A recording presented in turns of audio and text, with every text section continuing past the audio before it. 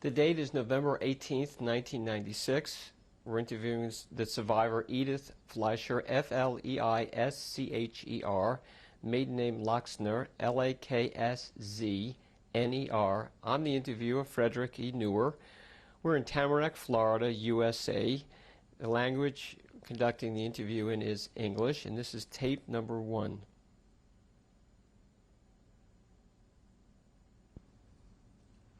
Hi, my name is Frederick E. Neuer. That's N-E-U-E-R. We're the home of the survivor Edith Fleischer, Fleischer, maiden name Laksner, Lakszner. We're in Tamarack, Florida, USA. It's November 18th, 1996, and the interview is being conducted in English.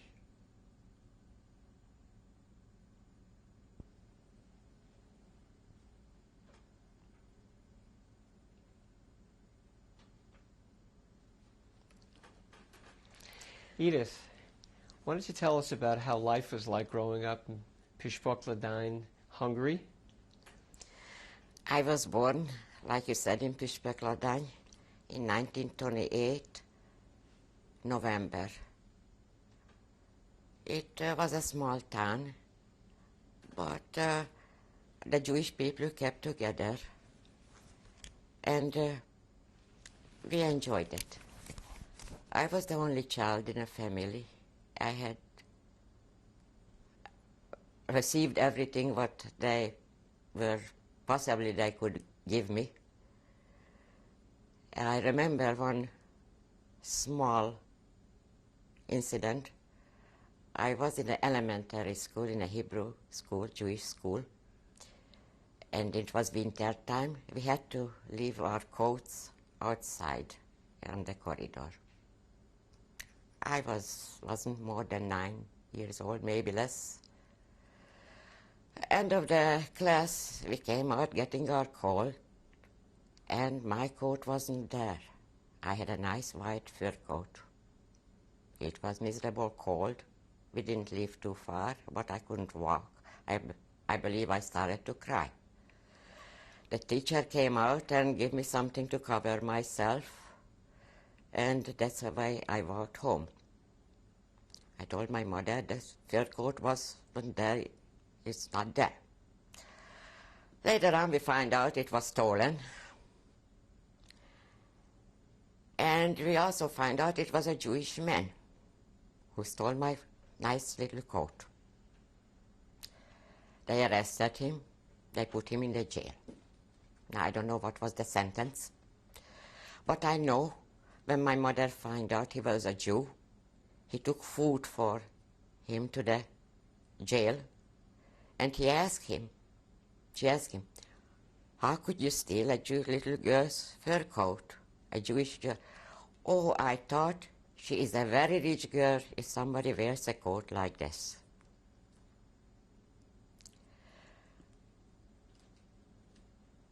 After that, I finished the elementary school, and it wasn't easy to get to the high school, because even if I was the only child, my father said he can afford the tuition. It was very low, but he just said he can afford it.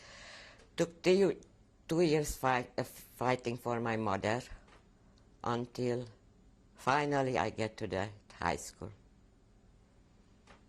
I was a good student. I get a lower payment every month, but I had to buy a lot of clothes, different clothes and everything. I remember one incident, probably before the German came to me, maybe it was 1943, must be the Nazi era, came to that school. We were about 11 of us Jewish girls. Girls and boys were separated. And our teacher called out the Jewish girls. And he embarrassed us to find our skirt too short. And she asked, is this the style for Jewish girls? Sure, we were very embarrassed. Probably, as I said, it was 1943. But life went on. 1944, it was March.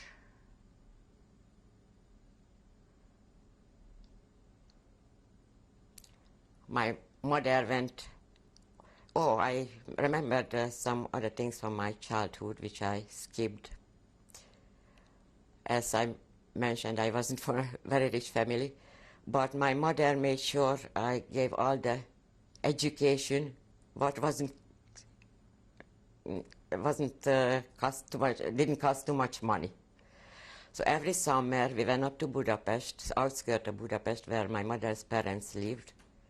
We lived there 4 or 5 weeks every summer, and she showed me everything what was around. We went to museum, beautiful statues, pictures, the Blue Danube. We went on the ship. I don't think I really appreciated that age, but now I do. She took me all those places. We went for vacation. It's a little cottage on the island, one of the next to the Blue Danube. And my father came to visit us. He enjoyed it. That summer when we went home, he made a little building with plywood or cardboard box. I don't know what exactly was the same cottage, but we had the vacation. Like my children, age was good. I was in high school, 1944, March. My mother came home visiting, March 19. My mother was up in Budapest visiting her parents and came home, and she told us the Germans are in Budapest and they needed, the German soldiers were arresting Jewish people, Jewish looking, or they asked for identification. My mother didn't look Jewish at all. They didn't bother her. So she got home safely. For the next few days, we didn't feel anything spectacular. We were about 4 hours ride with train from Budapest. But a week after, the German soldiers showed up in my high school. Right away, classes were closed. We were sent home. And that was the end of my education. Edith, was there any warnings before then about either refugees coming into your city or any other warnings about the Nazis? Actually, it wasn't. But the only thing was, it could be 1941 or 42. I was away on vacation because by that time they separated the Jewish and non-Jewish so-called soldiers. The Jewish soldiers or laborers, they worked different assignment, and some of them worked in my father's store, who was a tailor. And with my mother, good heart, every Friday night he invited to our house about 2 or 3 of them for Friday night dinner. And one of them said, why don't I go to visit the parents of northwest Hungary, which was in the mountains, good air, good rest. And actually, my mother took me over there. I don't remember, was it 41 or 42. And I guess I get a letter. I was there a short time. Get a letter, or I don't remember, it was telephone. My mother came up, taking me home, because they're getting together the so-called non-citizen Hungarians, and they're taking them a place which nobody knows where. Later on we find out they took them to the river somewhere in Russia or Poland, and they killed them. So my mother took me home. The family should be together. going back to that, when my mother came home from Budapest, and after a week they were in Püspökladány, shortly after we have to put up the yellow star. I was very embarrassed when I have to show up for my certificate, a year-end certificate from that high school, and with the yellow star. The children, some of them making fun out of me, some of them didn't. Shortly after that, things started to roll. That was last week of March. And shortly after, they gave us we couldn't go a certain time to the street. Everybody wearing the yellow star. And they gave us the note, we're going to move to the ghetto. Edith, do you remember any incidents before this when you were a child going back that you sensed any anti-Semitism or?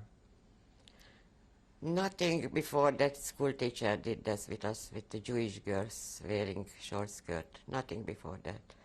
Oh, with the small children, yes, they started to say Jew, Jew, Jew, but there wasn't anything danger in it. So what word would you use to describe how the Jewish people were treated in Püspökladány and your part of the country there in Hungary? That time in my town they were all right. Yes, nobody bothered them. Not really before that, before 1944. So we started to pack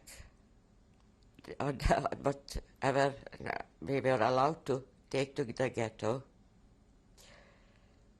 And I remember my mother took the rest. The house had to be empty, except the furniture.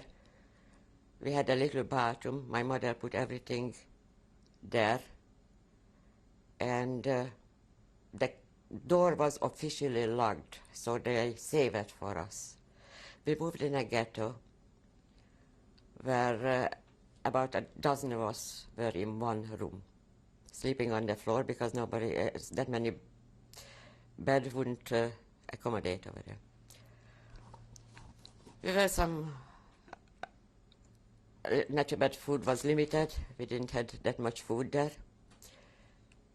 And came a note, one of the farmers needs some help, Jewish girls. My mother right away volunteered. So, I don't know, maybe 30 of us, and she was the leader. They took us to that farm. My mother was cooking for the 30 girls.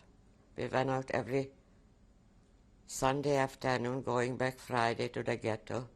And during the weekdays, we worked morning till night on that field. That went on for the end of March or beginning, middle of April, when they said we have to stay in a ghetto, no going out anymore. Shortly after came the notice, we're going to Debrecen.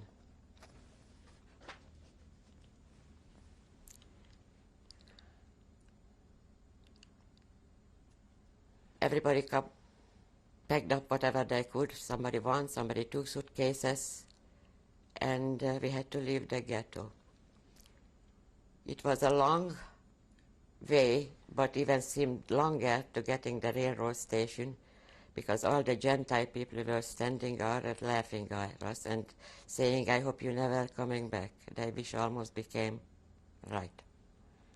And what type of work did you do when they made Püspökladány into the ghetto?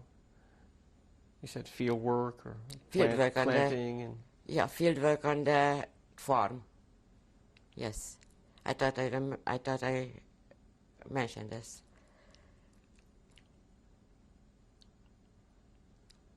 So they put us in some kind of a wagon, and they took us to Debrecen. There all of us had about 2 suitcases, but shortly after we tried to walk, the suitcases just stayed. We weren't able to carry it. We were lucky if we arrived with warm. It was a long walk.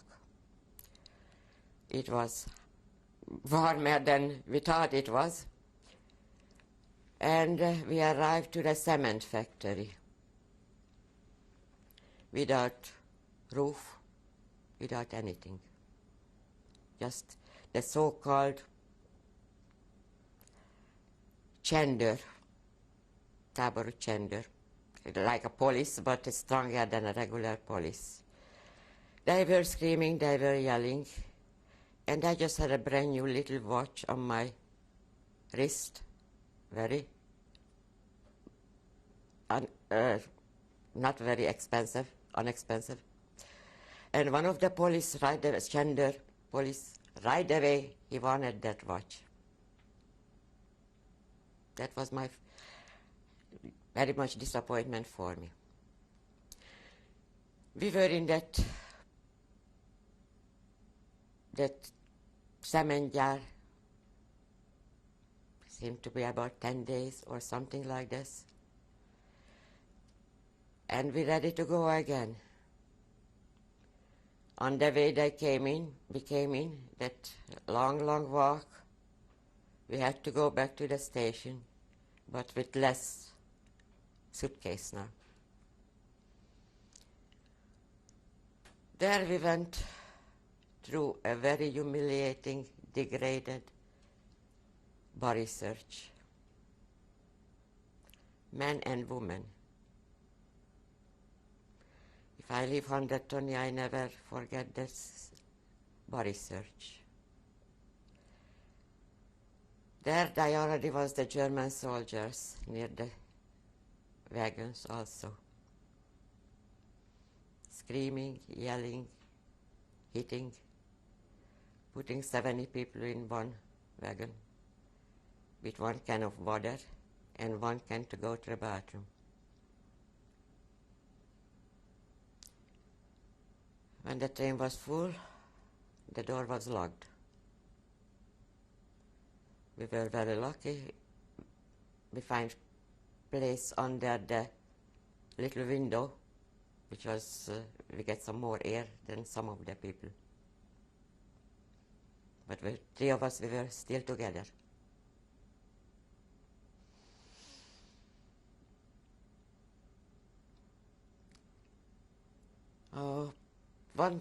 Just before we left the country, Hungary, the train stopped. One of the leaders, every wagon had to design a leader. And then opened the door there, and they called the leader in the corner of the wagon.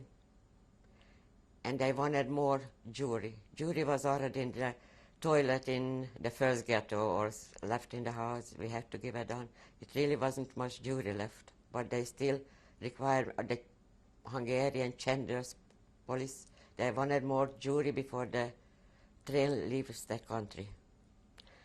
And if we don't give any, that man gonna be put on fire right in there. Actually, that man happened to be my father's best friend. But they didn't make the fire. It was just a saying. They closed the door. Maybe they give us other can of water or they emptied out the other one. And we left the country. Edith, if I might ask you, do you remember the name of the town where you left from? This is after Debrecen, right? Do you remember the name of the town where they ship you from in Hungary? No, we didn't stop anywhere. The train was stopped. Maybe the train needed some water or something. I don't know. Or was the purpose to get if it's any gold in that wagon, they give it to him. But I mean, did the train itself leave from Debrecen, or did they have to transport you first to the train? No, the train went through to Auschwitz. We didn't change train. So we left the country, somewhere in the border. It in somewhere in Austria. I don't need the direction. I don't need the direction which way the train went. But we stopped again. And somehow my mother hanged up his shoes over the window, and one of them fell out.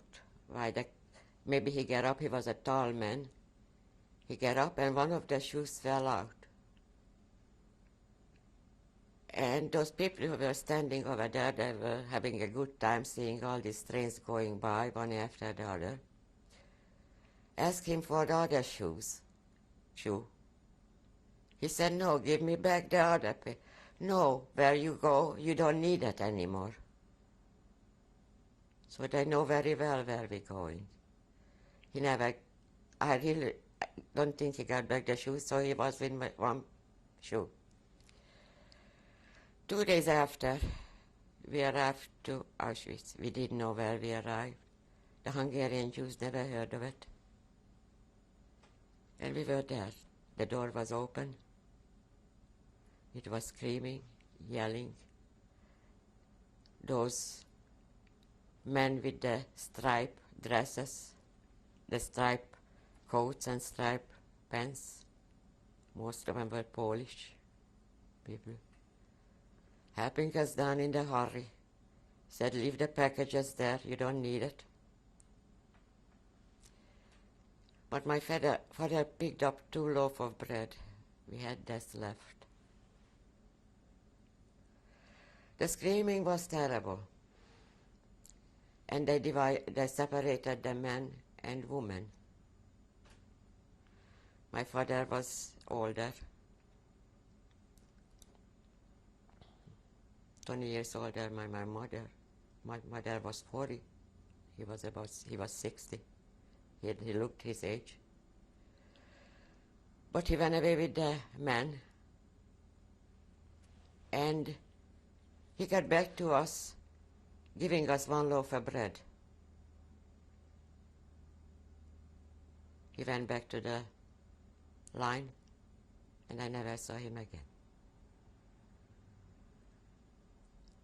And we were marching ahead, mother, children, ladies, everybody, until we met almost front of us, saw from his distance, a very good-looking German officer.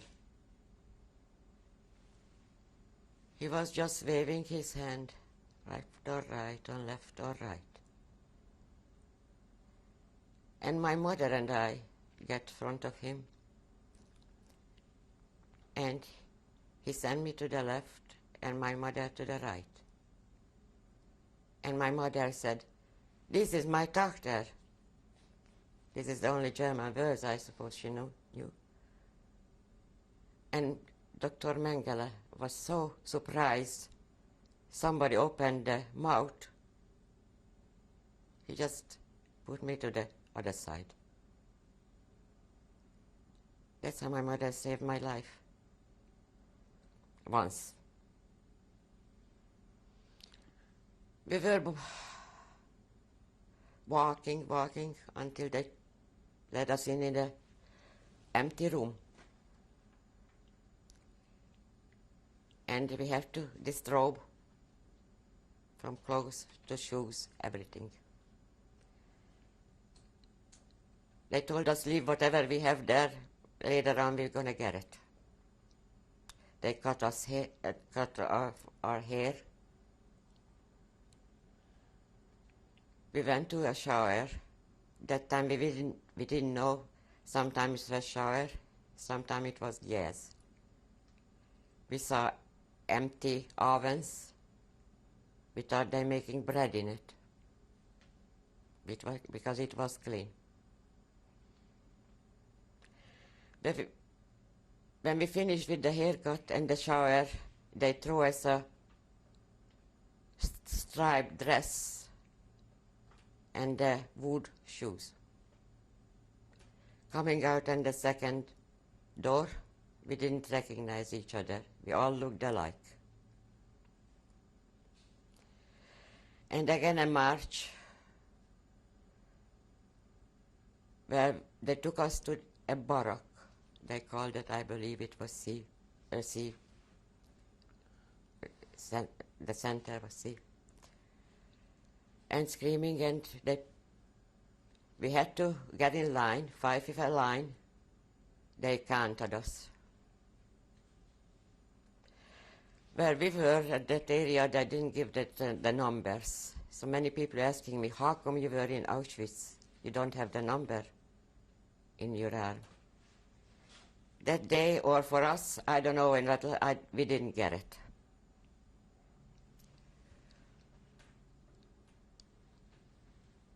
After they counted us again, and they rushed us in the empty barrack. All of us were dead tired. We laid on the floor.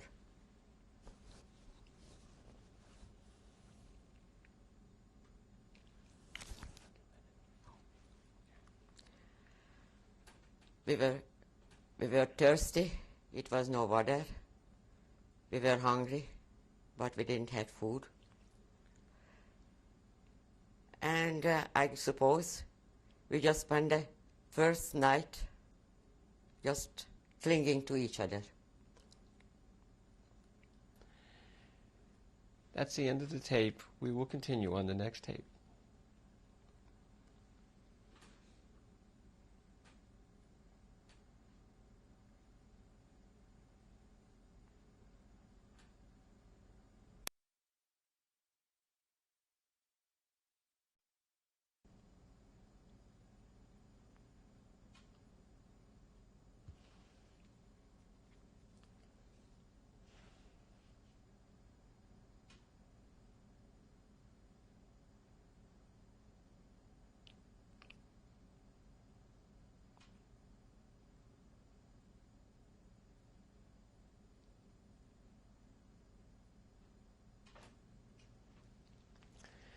This is tape 2, Edith Fleischer interview.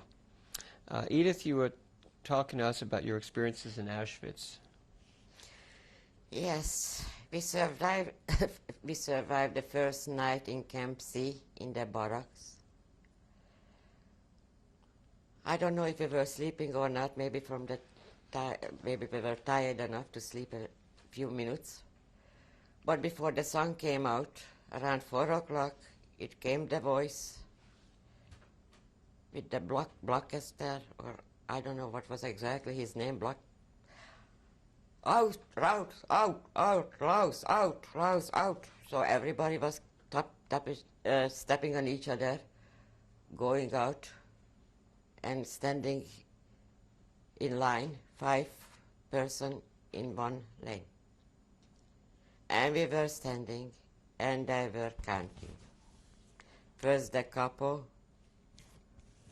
After we have to wait until the German officer gets over there, and counting again. If one was missing, maybe they died in the barrack and they couldn't move out, or what was the reason, then we were standing for longer, and standing until that person was counted for. After that, they gave us in a big container. They brought in a big container two ladies. And the front of the first one in the line get a dish, and they put in 5 spoonfuls of food, so-called food. First 2 days, we didn't even could look at that food. They give us a portion of black bread. We couldn't touch it. The rest of the people who were there in some barracks before us, they said, don't worry. 2 days after you will eat it. It's not even going to be enough. They were right. After the so-called breakfast, we just have to go and hang around. It was no work done for us in that camp. But we had to find some place where to sit down. We were behind the barrack. or wherever we could find. That went on all day, just hanging around. No water. Once a day came a big water truck and emptied out in a very large container, long, like the horses drink of it, something like this. And people were thirsty. They killed each other. Some of them drowned in it to get a bucket of water out of it. Sometimes we even were able to wash ourselves later on when we get the hang of it. So came around before the sun went down, again it's called sail uphill. They counted us again. And it's the same story then again. If everything was all right, we get off from the lane first. Sooner, if not, we had to stand. And they give us again a bowl of soup, not individual, just the first one, and everybody had a piece of wood or something, picking off one potato, and carrots, or a piece of meat, if I was lucky. We didn't know what kind of meat, but we ate it anyway. That went on. That was the daily routine. If the counting was fine, we get off earlier, if not.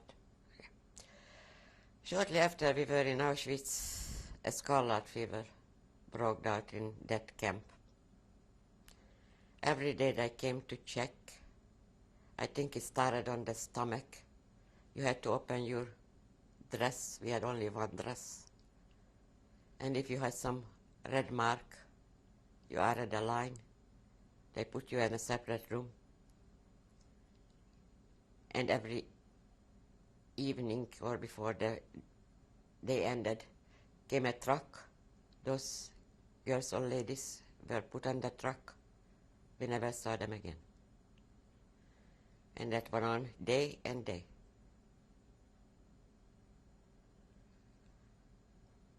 It was going for a while. When one of these check out, I had the red mark on my stomach. My mother almost fainted.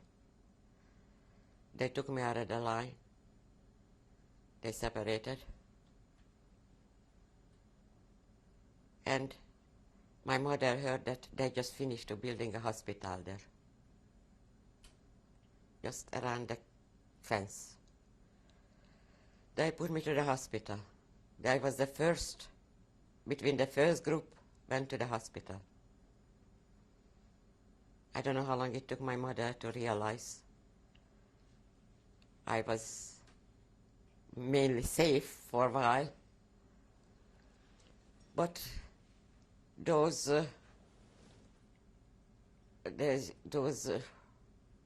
how should I call, selection went on every day. Somebody who wasn't fit anymore was taken out. They took some for work. And my mother had to hide each time somewhere, find a hiding place, because she didn't want to live there. Each time he risked her life right there if they find her hiding. Somehow he found out, he volunteered to bring food to the hospital. So he was one of those who carried the big container one side and the other lady on the other side, bringing food twice a day to the hospital. So he had a chance to see me. As I remember, on the 5 or I don't know how long I was in that hospital, so-called hospital, I held one pill to make me feel better, or whatever, against the scarlet fever. Finally, I came out from the hospital and I reunited with my mother. And around December, maybe beginning of December, we were there June to December. I had no calendar, but approximately. They chose us to leave the camp. We were walking again to the train. Destination unknown. And we traveled for a while. After a while the train stopped and lost again. And we were walking in the snow with one clothes and one wood shoes. It was a forest. It was beautiful scenery, middle of the winter, snow. And we were walking until we get to the other camp. We heard, oh, actually we saw it on the station. It was Bergen Belsen. They heard that us in a barrack, which seemed to be very nice. We had something, hay, whatever it was, and one blanket on that one, and one blanket to cover ourselves. So that was heaven already. But the cold was terrible.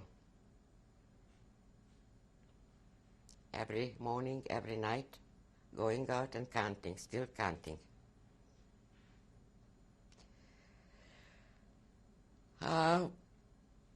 One of these days my mother couldn't stand how freezing I was outside, and he tore off one piece of the bottom blanket. And when they checked the barrack, they realized it. And they came out and asked who was sleeping there, who tore off a piece of the blanket. She had to say that was her. So right away, 2 German soldiers took her away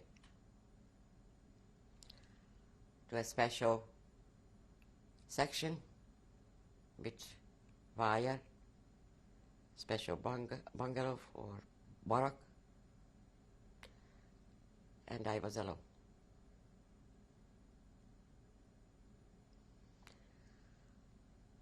Somehow I survived. I don't know how many days went by. We didn't work in Bergen Belsen.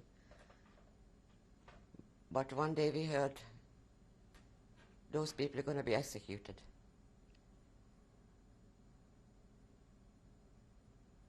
Really didn't take too long. Maybe the second day. They took all those people, all those guilty ones, for different reasons. My mother was for the blanket. And they lined them up. And came a German soldier and made the rifle direction to each of them. Each soldier one rifle. I looked at from the other side of the wire. I don't have to tell. I don't know what I felt. I really don't know if I was any more feeling. But after they were standing with a rifle to each of them, they said, "That's enough. You go back to the barrack. You learn your lesson," or whatever. I don't know. I don't understand German. And after that, I was still alone by myself. By that time, nobody was in my town with us. My mother somehow arranged it. I don't know how. I'm never going to find out how.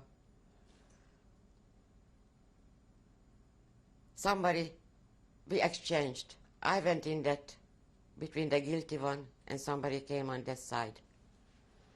So the head count was the same. So we were together again. In a small bungalow, whatever, barrack. But we were together again. I don't know how long this went on. After they said we had enough over there, and we went to the other barrack someplace else. We didn't work in Bergen Belsen either.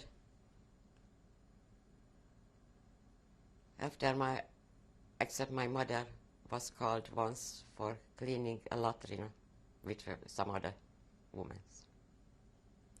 Luckily only happened once.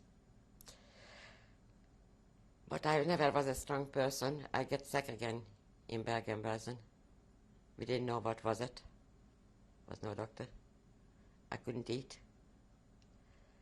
And my mother changed my whole day's food with for a very small apple, and that was my food.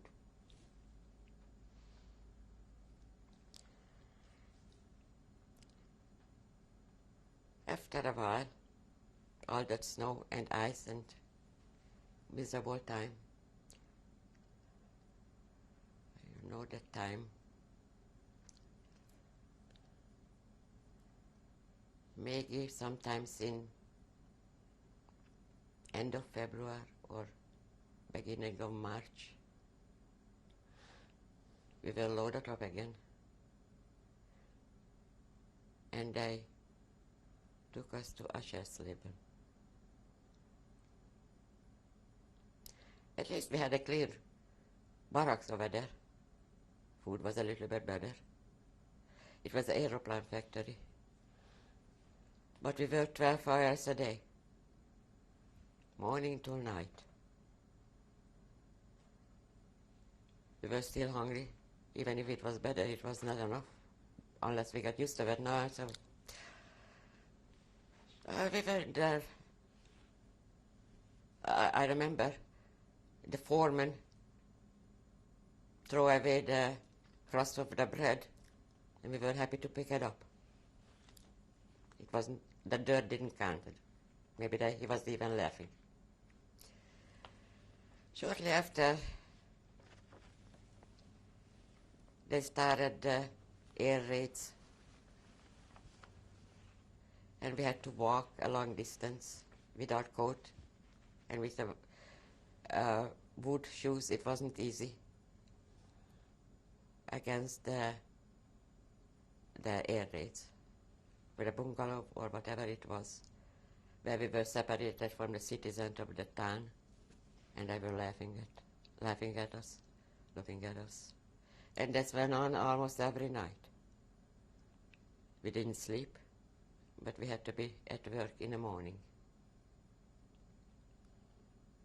But at least it was a clean place, the barrack, unless we cleaned. I mean, we cleaned it, and it was clean, and we could take a shower. So we felt much better. Evidently, one of the army, Russian army, or I don't know which one, came along, and we were moved again. Edith, tell us what kind of work you did at that airplane factory in Auschwitz. Actually, the work wasn't very heavy. It was an aeroplane factory. We made some screws in certain part of the aeroplane. And that's kind of boring, but that was the work. For 12 hours, doing those little screws was enough. So after a while, they put us on the road, and we were walking. By that time, we really didn't have anything to carry, just ourselves. And we were walked and walked and walked. Every night, when it gets dark,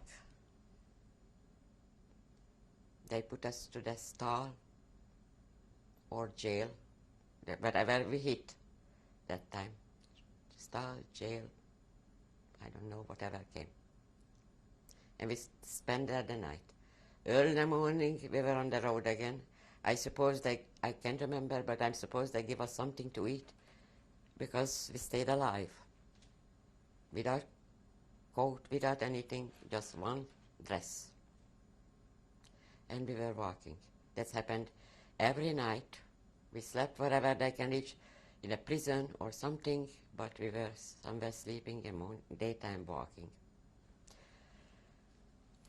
Evidently, once the army which followed us, was a Soviet or American, I don't know, came very close because they took us on a wagon. They needed a much speedier transportation for us, then we can walk. We arrived nighttime, they put us to a jail. That was the only available place for us.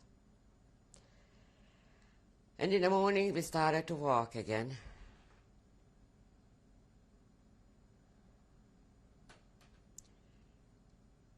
I don't know how many days, was it 10 or that, because we didn't exactly work by calendar.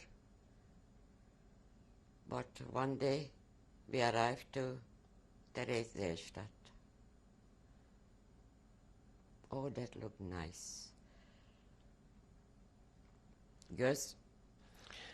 Excuse me, Edith, would you call this walk a death march? In other words, they were transporting you from Auschwitz in Germany to Theresienstadt, but were people dying along the way? Was there an attrition, starvation, or people shot or any? By that time, we really didn't give so much thought for it. If they just laid down, if they laid down, they were shot, or they sit down, they were shot. And you know that by that time, just like a fly, you don't give too much thought. You only think about yourself. You became animal. That's all there is count, the food and the water. So when we arrived at the outskirts of Theresienstadt, we saw girls working, nice vegetable yard. Oh, that sounds good. We went through the gate. It wasn't, it was a different kind of gate. And we saw nice signs, bakery, bank. I don't know what kind of hairdresser, naturally in German. German word. Oh, that's a nice city. Oh, we are a good place now. Bakery, everything here, bank. They took us to the big, there used to be soldiers over there before the war. The Dresden place, building. It's a big room. It was filled with us, maybe 25 of us. Every place filled on the floor again. But here we get a little bit more to eat, but when tour again, the hair cutting and shaving and everything else, the same business again. We didn't work, so the day was long. We had to leave the barrack, and we spent it on the sun. That was somehow in middle of April, when we reached Theresienstadt. We didn't work, as I said. We just looked at each other and hoping for the better. We didn't hear news, nothing. On beginning of May, I don't know, some rumor came along from where the Russians are coming. And one day we really saw the Germans are not there anymore. They all gone.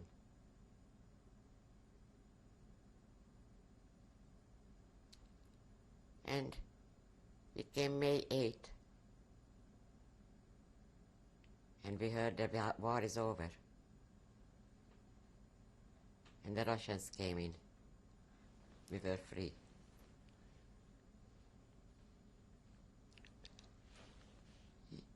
Yes, in one time our work was in the kitchen, peeling potatoes, which was very convenient because we get some more food, I suppose. So we didn't mind that kind of job. But when the Russian came in, we worked more in the kitchen. And then we get better food. Naturally, when the Russian came in, it wasn't a pleasure. But they were better than Germans. They were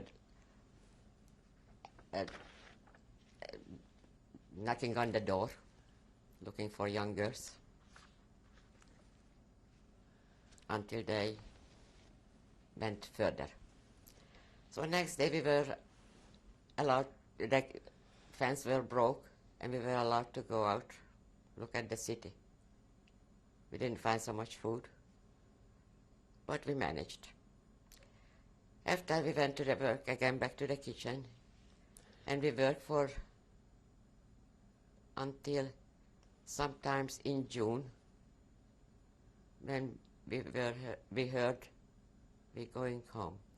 We had to wait for transportation slowly by slowly.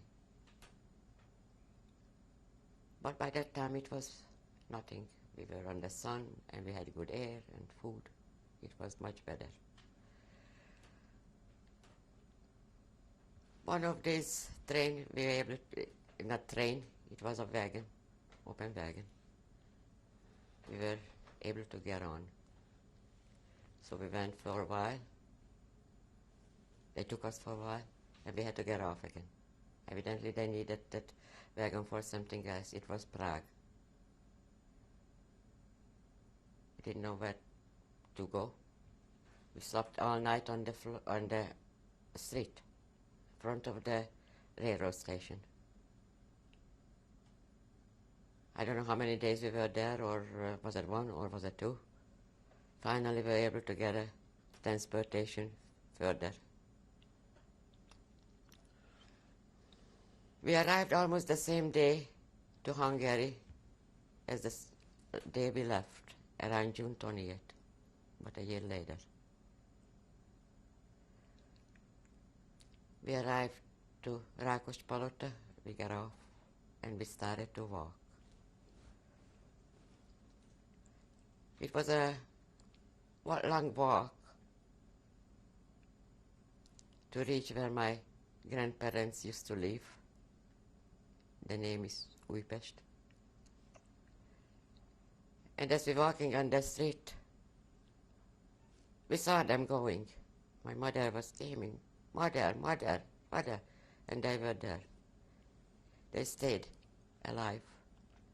My grandfather was a war veteran, and somehow he was able to survive the war. Not exactly there, they put him through a ghetto, Budapest ghetto, but they survived. So we stayed a very little time with my grandparents because my mother wanted to go back to the city but we left Pispekladany and look at if my father came home.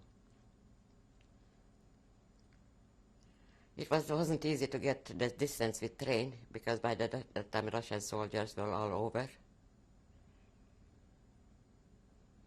And they always liked the girls. Finally we arrived to Pispekladany. We went to look out for a house where we used to live. It was a big hall. Later on we find out somebody wanted to build some kind of a thing over there, but they never get finished. So our house and everything, it was just a hall.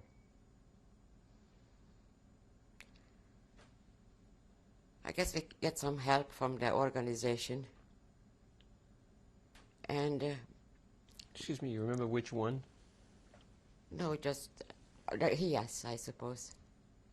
I call it HIAS, I don't know how you call it. I think so. My mother didn't know what to do with me, and should she stay there, or should we stay in Pispekladany? Okay, we're going to stop here. We'll continue on the next tape. Can we? We cannot.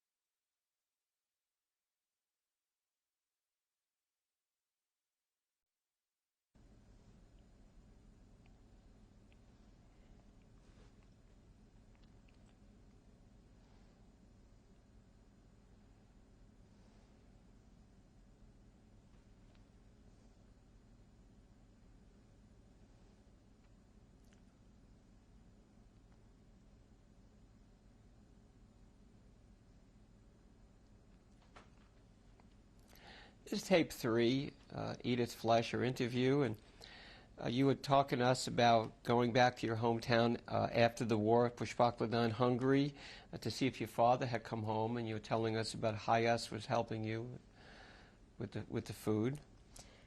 Food, they gave us some clothes, but we still don't have anything. We weren't the only one Pushpakladan who came home looking for family, and they couldn't find anybody either. Girls, young men, many of them. We had no money. My mother decided he's going to cook for those Jewish boys who came home and no parents, no sisters. So she had about 6, 7 of them.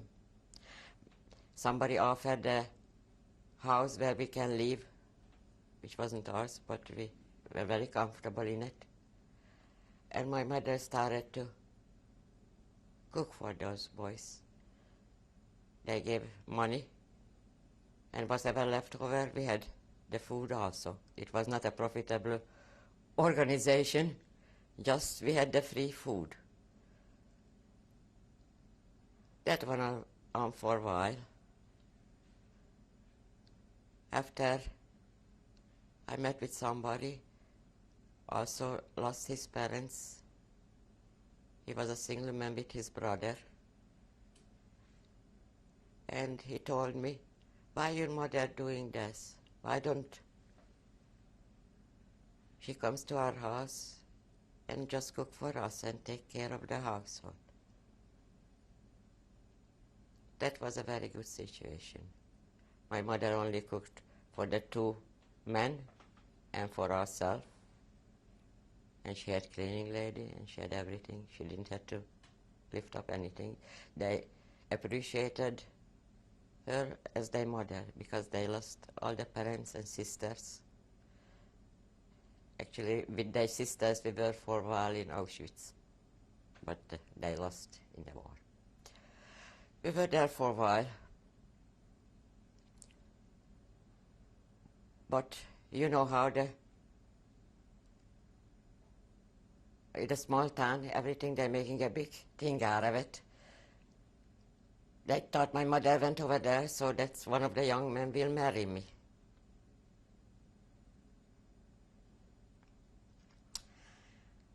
Right away, my mother got me out of the house with a other gentleman who lost his wife.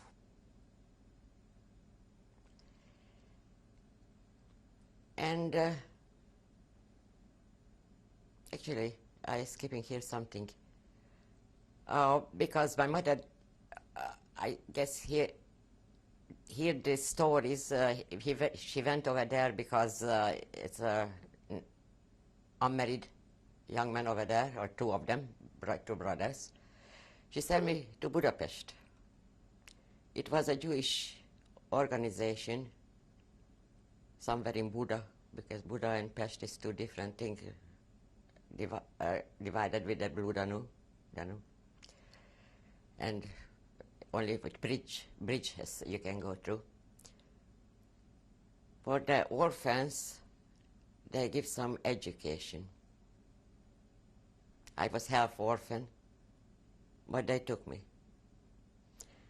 I was there for a while, but they wanted to teach me how to sew underwear and pillowcases and sewing.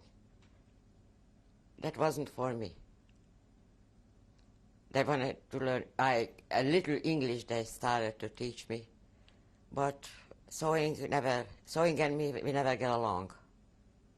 So I left that place and I went home. Yeah, but by that time my mother decided I'm not going to stay there with the 2 unmarried young men, and somebody offered a man who I said also lost his wife, he's going to marry her. So I was stationed in that house before they get married. I was there. My mother stayed still in the 2 boys' house after they get married, and I had a stepfather. Stepfather also had 2 children, one daughter who got married not long after, and a son who was in Budapest, the Pluga, getting ready to go to Israel. I was the only one home with them. I really didn't like it. I missed anything. I never had anything there, maybe just food. And I want to get out of the house. One day, we were at kosher house and we went to the shachter to cut the chicken or whatever it was.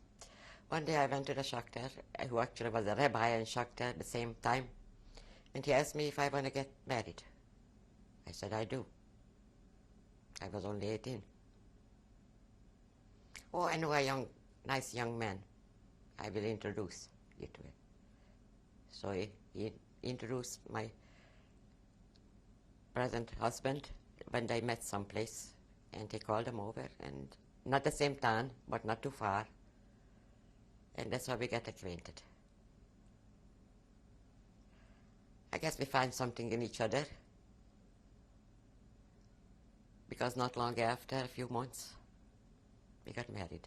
He didn't have anybody, and I only had my mother and a stepfather with whom I didn't get very much along. So we got married. I can't say it was a love marriage, but it was appreciation, and we always looked out for each other. Year after, my son was there, actually 11 months after. Now we had a baby. I was myself a baby. It was hard. But we made also somehow. My mother came to help. She sent somebody to help me. My husband worked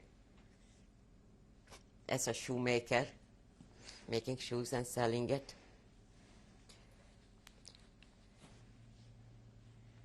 And we lived under Szarvas for 3 years. But by that time, it very little Jew who came home, and whoever came home, they were leaving. Some was Israel, someplace else. And I didn't find that city very interesting. I always liked Budapest, the big city. Finally, my husband agreed, and in 1950, we moved to Budapest. I enjoyed that. He went to work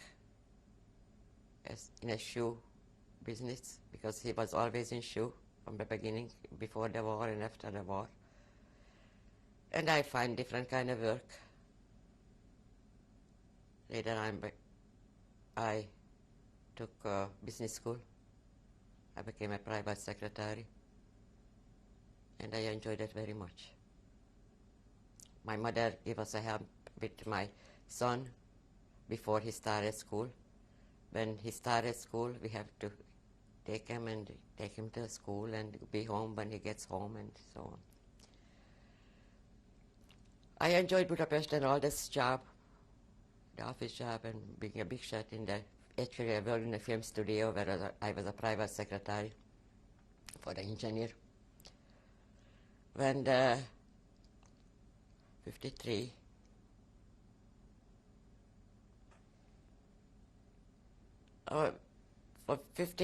we moved 53 to Budapest, I believe. We were there until 56, or 50 to 50. I'm getting a little bit mixed up here at the time. Maybe we were there 6 years in Budapest. But things were all right. I liked culture, I liked theater, and all those things what little town didn't have. 56, the revolution started. Middle of the night. I actually started someplace else. They tore down different things, make damages here and there, and they knocked in the door. For some people, they just take them away. It was communist before, now they came right apart. They look for Jews again and communists. People started to, mainly Jews, started to live again in Budapest. By that time, it's not too many lived in small town. And my mother said one day, take that child out of here, let him be a free man. And we left with an 8-year-old child, and again with one suitcase, with a truck and covering ourselves until the border. The border we tried to walk through, I couldn't make it. It was raining and in the mud. I get sunk in the mud. So we went back to the farmhouse, and the second day, somebody for a good money took us through the border. We arrived to Austria. 3 of us now. My husband, my son, and I. We were in Vienna, but we were very hungry.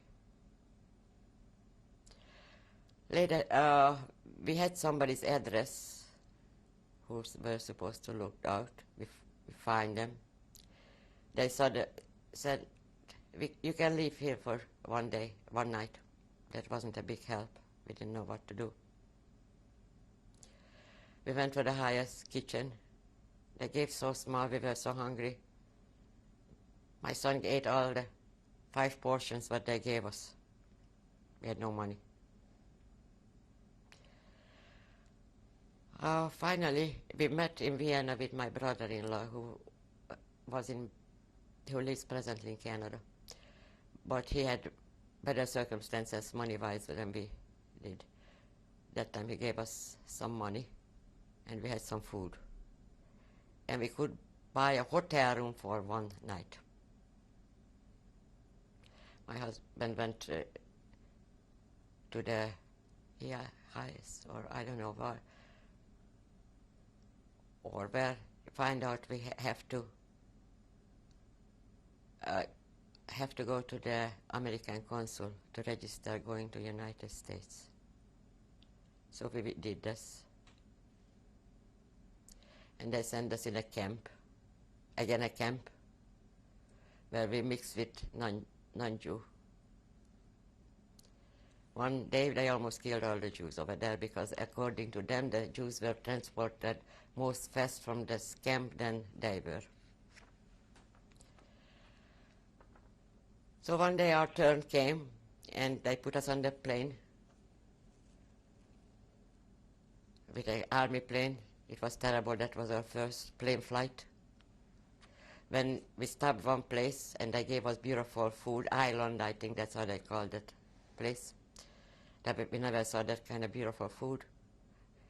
We didn't touch it because our stomach was all upset. But we didn't want to go back to the plane. Wasn't comfortable, not like today, and it was army plane. Finally we went back, and about 24 hours after we arrived to New Jersey.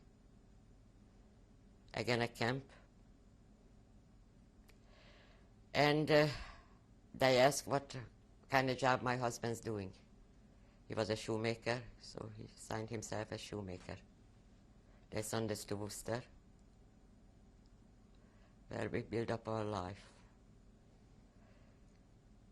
That was in 1956, December. January we arrived to Worcester.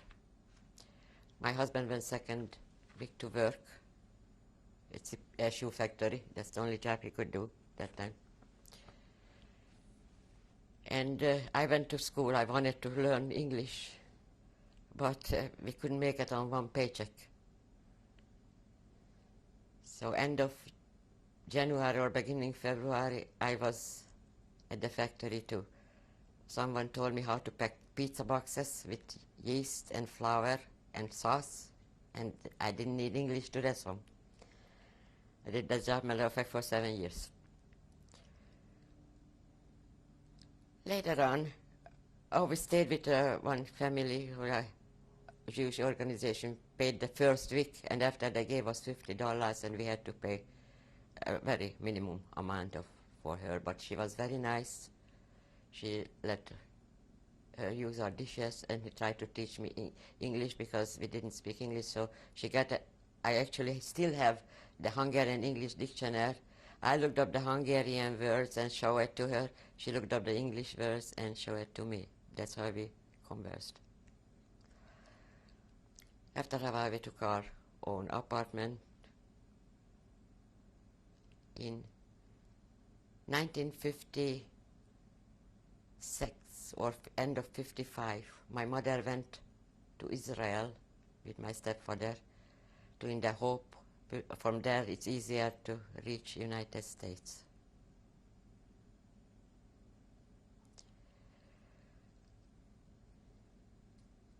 They went 58 springtime. 58 September, I found out I was pregnant. 58 November, I find out my mother died.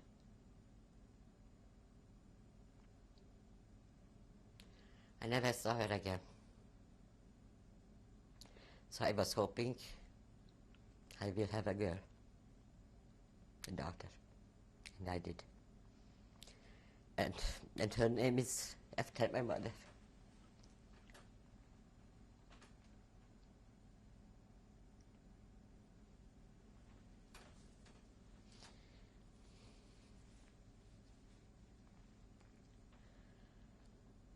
Now I had a baby and a son who, by that time, he was a big help for me. Without him, it would be very hard to raise my daughter. Edith, where was your mother when she passed away? Israel. Israel? Beersheba. That time they were building Beersheba, and she has asthma and she couldn't stand the dust. Later on, I didn't want to go in that building where she lived, but somebody pointed out for me when by the street, and that person told me that was terrible when they built dust and dust and dust, electricity they put in, and she just couldn't stand it. So they didn't notify me because I kept writing letter for my mother.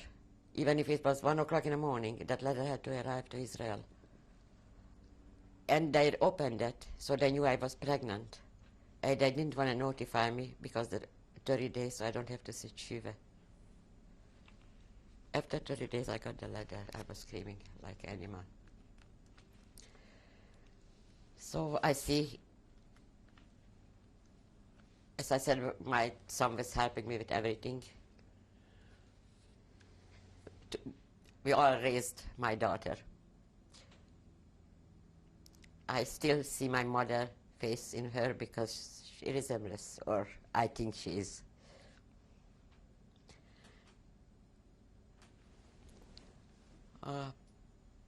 Now, my son is a grown-up. He's went to college. He's a pharmacist originally, but he's working for the Food and Drug Administration. He's living in Rockville in Maryland. And my daughter finished college, and she became a journalist, master degree journalist. She finished in Northwestern, the best colleges, on her own, with all the scholarship that she got. We didn't have money for that. That was all her own. And she lived in Chicago for a long time. She got her first job there. She stayed there for a while. Between that, we moved to Florida. I couldn't stand anymore the snow and ice. And after we moved to Florida in 1988 or 86.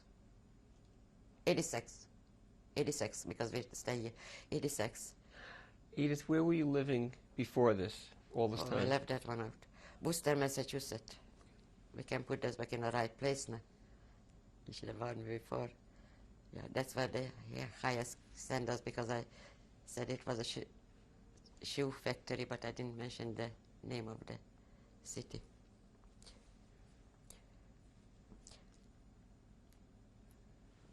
My son Oh, in 1990, my daughter followed us here, who lives in Florida, and she's working for the Sun Sentinel.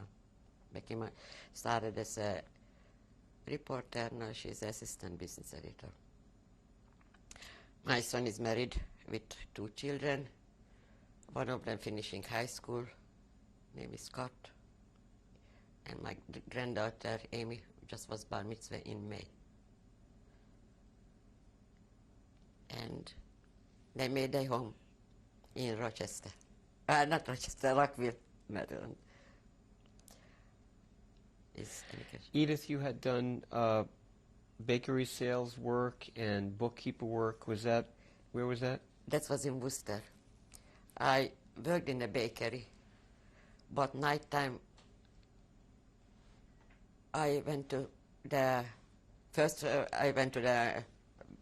elementary school or whatever it was. After, when I understood a little bit English, then I went to the college, evening college. After work, 2-3 times a week, I don't remember exactly, but 2 or 3 times, I went. It was a snow or ice or rain, or I went. By that time I had my own car, and I drove to a college, and I learned bookkeeping. I didn't even finish the bookkeeping course. I had a diploma when I got an offer from a catalog store, something like service merchandise here. But I had an excellent job.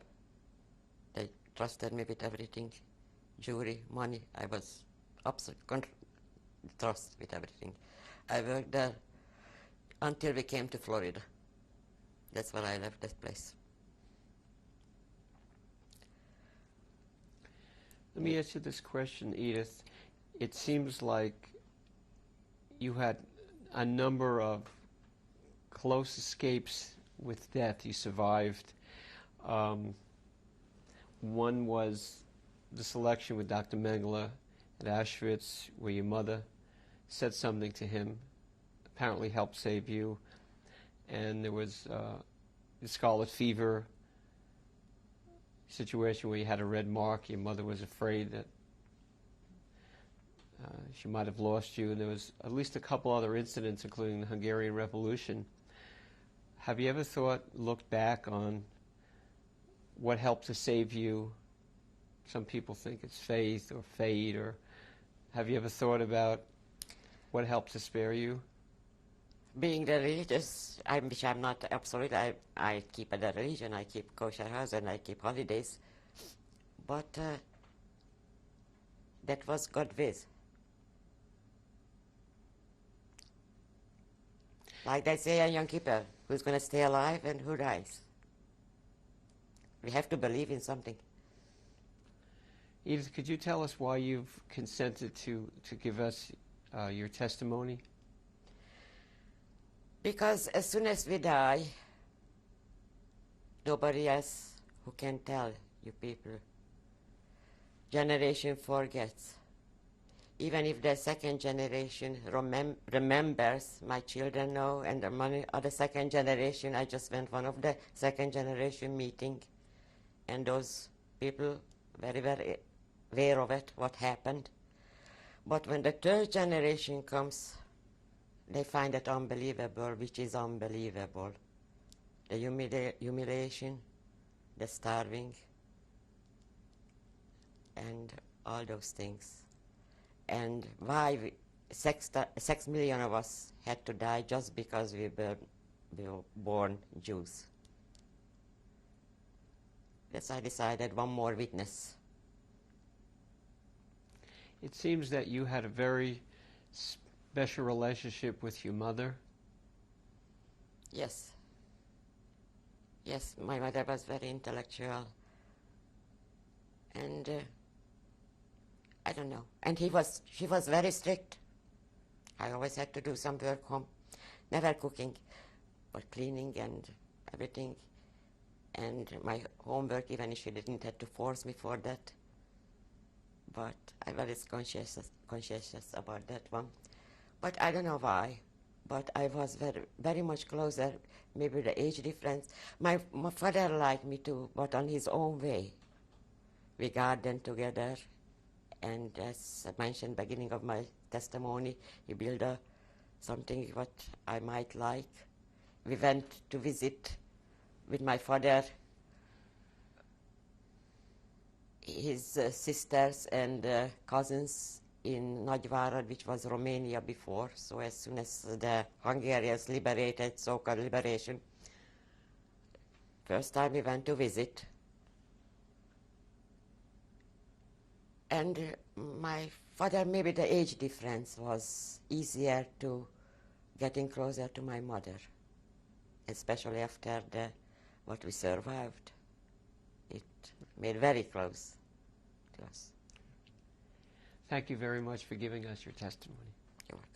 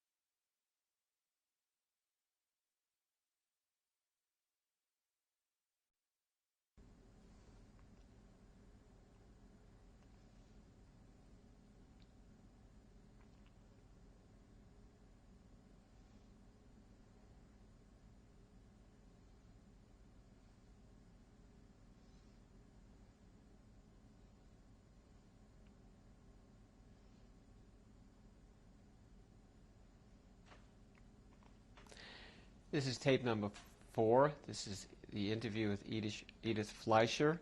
Edith, tell us who this nice gentleman is sitting next to you and how you met. The nice-looking gentleman is my husband. His name is Emery Fleischer, which name was picked up in this country, so that's what we're using now. The Fleischer is original, but Emery was Imre.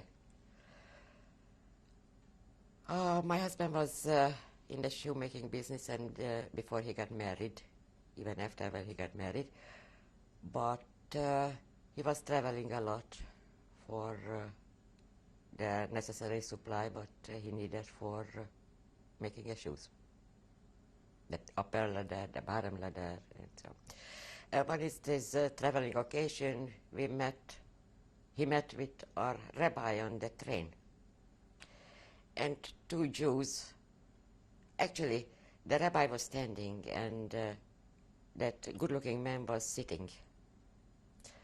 And he offered a chair, a seat for that rabbi. He didn't know it was rabbi, but he had a big beard. And from then on, they started to talk. And then as a rabbi asked, are you married? No. You want to get married? Yes. I know a good-looking girl for you. Nice girl. That rabbi was a shocter. Rabbi a shocter because there was no money for 2 positions, just they paid one, get one pay. So shortly after I went with the chicken to the shocter, and he asked me if I would like to get married. I said yes. Those days everybody got married. Every week was a wedding. Everybody wanted a family. Nobody had family. Everybody wanted a family. So evidently I get in touch with my husband somehow. Must be my mail. It was no telephone those days, not for everybody. And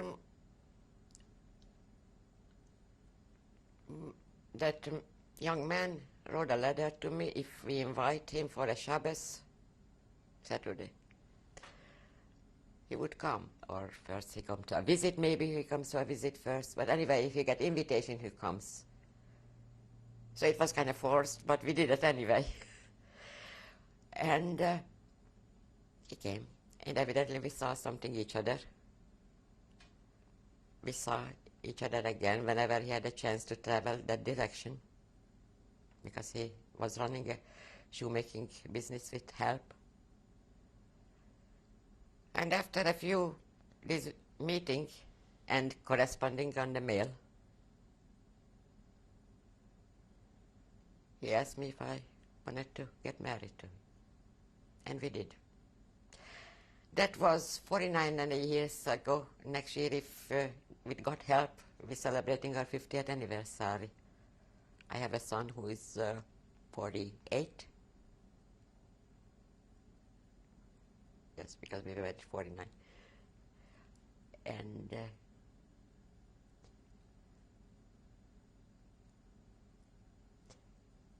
we made the escape. We lived for a while in Szarvas, excuse me, where he worked, and went to Budapest, which I previously mentioned, and where the revolution came, and we decided we have to go, giving my son a free country. And we did.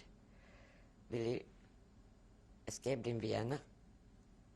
When my husband was able to get us some food, because I'm not good at it. Like, she said, I wouldn't stay with my mother in Vienna. I wouldn't stay without my husband. I'm not a pushy person. But we get some food. And we went to the consul. And again a lager, from where we came to New Jersey.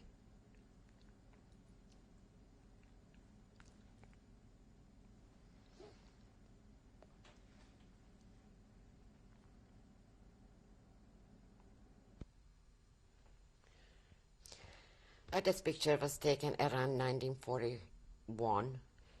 My father, my mother's sitting on my side, and me. Could you tell us their names? Tell us their names. We all Laxners. My mother's name is Iboya. My father's name is Elias, or Alec, for the family. And I was Edith there. And when was taken? Around 1941 or 42.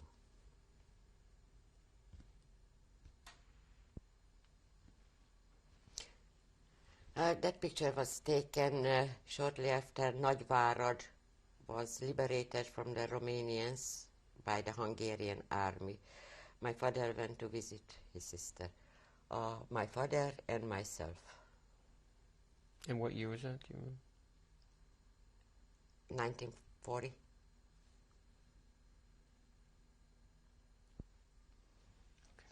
That's a picture of me around 1942, wearing my uniform apron from the high school. And where was it taken? Püspökladán. And what is that building in the back? My friend's house.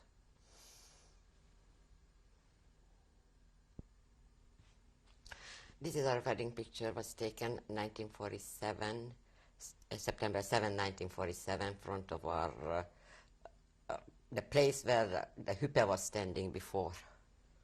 And where was this? What city? Püspökladán.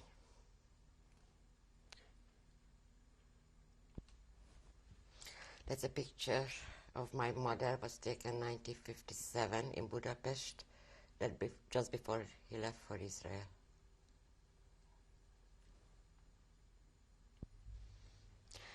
That picture was taken 1996, this year in May, on my granddaughter Bat Mitzvah.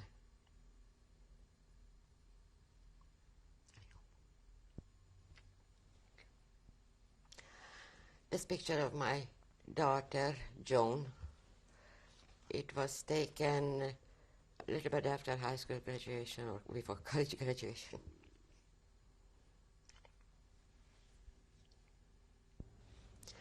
This is our granddaughter, Amy.